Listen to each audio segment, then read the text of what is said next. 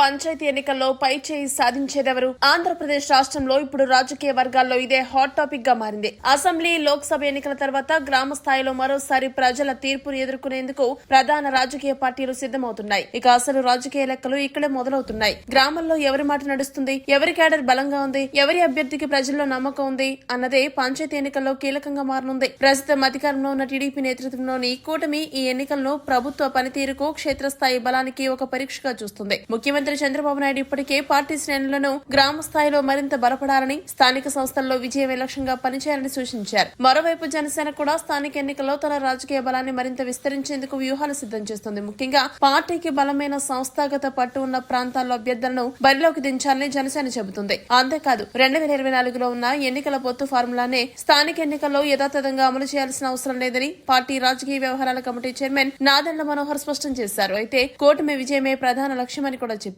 ఇక ప్రతిపక్ష వైఎస్ఆర్ కాంగ్రెస్ పార్టీకి ఎన్నికలు మరో కీలక పరీక్షగా మారనున్నాయి. అధికారంలో ఉన్న సమయంలో గ్రామ స్థాయి నుండి స్థానిక సంస్థల వరకు బలమైన నెట్వర్క్ నిర్మించుకున్న వైఎస్ఆర్సీపీ ఇప్పుడు ప్రతిపక్షం నుండి తన క్యాడర్ ను ఎంతవరకు తిరిగి సమీకరించగలదన్నది ఆసక్తిగా మారింది. పార్టీ శ్రేణులతో నేరుగా కనెక్ట్ అయ్యేందుకు వైఎస్ జగన్ ఇప్పటికే కొత్త డిజిటల్ వ్యవస్థను కూడా ప్రారంభించారు. అయితే పంచాయతీ ఎన్నికల్లో ఒక విషయం చాలా కీలకంగా మారింది. ఇది కేవలం పార్టీల గుర్తులపై జరిగే ఎన్నికలు కావు. గ్రామ స్థాయిలో అభ్యర్థి వ్యక్తిగత పరిచయం, కుటుంబ సంబంధాలు, స్థానిక సమస్యలపై అవగాహన, గ్రామంలో ఉన్న ప్రభావం ఇవన్నీ ఫలితాలను ప్రభావితం చేయగలవు. 2021లో జరిగిన పంచాయతీ ఎన్నికల్లో కూడా పార్టీలు అధికారికంగా గుర్తులతో పోటీ చేయకపోయినా ప్రధాన పార్టీలు తమ మద్దతున్న అభ్యర్థులను బరిలోకి దించాయి. అందుకే ఈసారి ఎన్డీఏ కూటమి వర్సెస్ వైఎస్ఆర్సీపీ పోరు మాత్రమే కాదు, క్షేత్రస్థాయిలో జనసేన తన బలాన్ని ఎంతవరకు చూపిస్తుంది, టీడీపీ తన సంస్థాగత బలాన్ని ఎలా ఉపయోగించుకుంటుంది, వైఎస్ఆర్సీపీ తన పాత క్యాడర్ను ఎంతవరకు తిరిగి యాక్టివ్ చేస్తుందన్నదే అసలు ఆసక్తి. ఇక్కడ మరో కీలక అంశం బీసీ రిజర్వేషన్లు. స్థానిక సంస్థల ఎన్నికలకు ముందు రిజర్వేషన్ల అంశం కీలకంగా మారడంతో